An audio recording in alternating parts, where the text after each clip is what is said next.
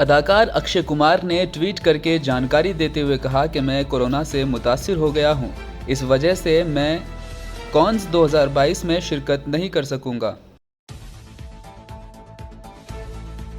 दिल्ली में आतिश ज़दगी के मामलात करप्शन की वजह से पेश आ रहे हैं, कहना है कलीमुल हफीज का।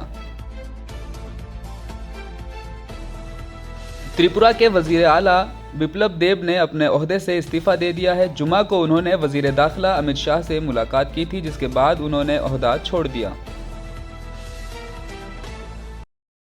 ज्ञानवापी मस्जिद मामले में वजीर आजम अपनी दस्तूरी जिम्मेदारी निभाए, असदुद्दीन ओवैसी।